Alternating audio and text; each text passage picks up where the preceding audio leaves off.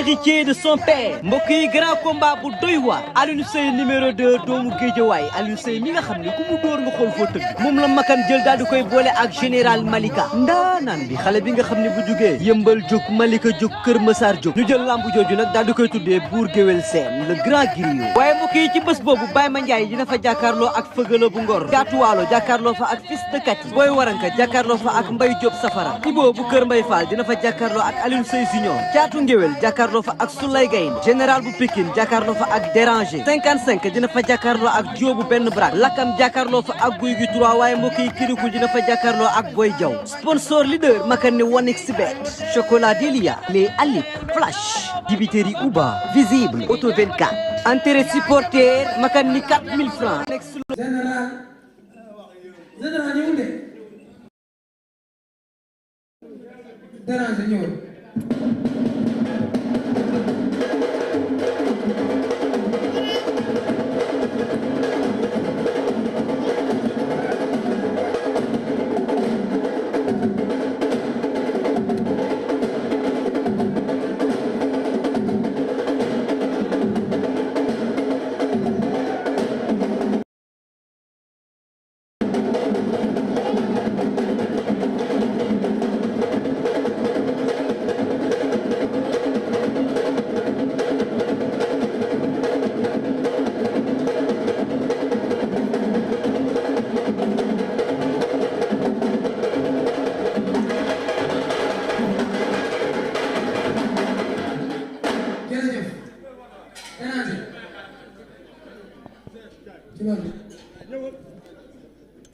alhamdulilah bisimilah dina wax ne yàlla dinaa bëgg sant yàlla julli si réew mi ñaari waajur di sant Dakar bu ñu jóge di sant waa Dakar bu ñu jóge di sant Deltape bi ko dëkk Medina Fass Colobane Grand Dakar Asalem waa bu ñaar di sant tamit waa Sumbaju di xam ne bii tamit toog fi la IDSR ba booy bi nag amoon lu ma koy wax man xam nga makan si nga bay na jëf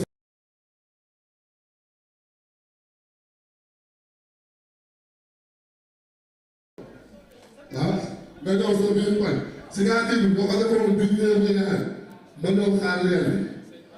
wala déggoo léegi boo ko changé ko ma dévié waa oto bi dem feneen man moom daal loolu léegi sama amas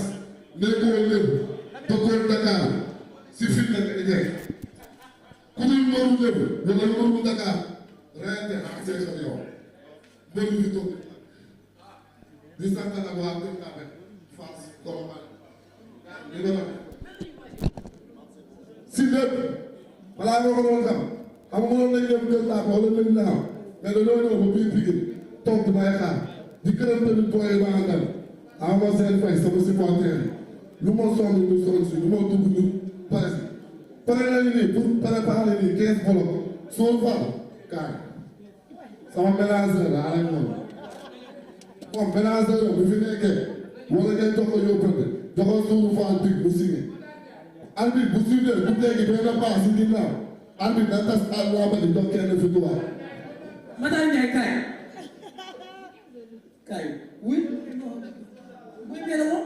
doo dal Seydou Fall daw waxal Seydou daw comme moom nag nanguwul ñëw fii amul lenn lu ma koy wax di gërëm tamit sama yaay jee nga xam ne mangu moo ma njëkk a wane si télé moo ma njëkk a génnee si internet ba dëkk bi di xam Déranger nag di koy sant tamit di koy gërëm di gërëm tamit promoteur bi ma tëgg ak sponsor bi ma sol directeur bu waa man nag ba xamal leen ku lekk sama avance wala ku ma jox avance am laa la wax laa ba jooju du neex xam man laa ma wëruma si leen lu neex man boo bëggee dégg dëgg laa ma lépp laa ko teg si entraînement sama tool laa yaakaar góor bu taxaw laa la wax maa la mën maa la ma doole aw ma lenn ma siy teg nag di woo waa Deltape bi yëpp di woo waa Dakar di woo waa Sumbaju di woo waa Medina Fass Colobane Deltape di ñaanal tamit sama benn waay l'international Alassane Ndaw maa koy ñaanal ba instant yii nii dafa nekk si ay jafe-jafe sama combat depuis ba tey day sonn si man yaa na ko yàlla teggil natt yi mu teewaat si yaa ma gën a xam ndax kooku mooy loolu mooy sama l'international di woo tamit Pa Aada borom Canada maa ngi lay woo boobu ba léegi nag si combat bi te Pa Aada nag sas naa la 5 volume bu pied bokkul ak nag 10 yi Baba Diaw ñu jënd donc on est là di gërëm ñoom nag di nuyu ñoom. merci jërëjëf dama toog aywa war ma su lay kay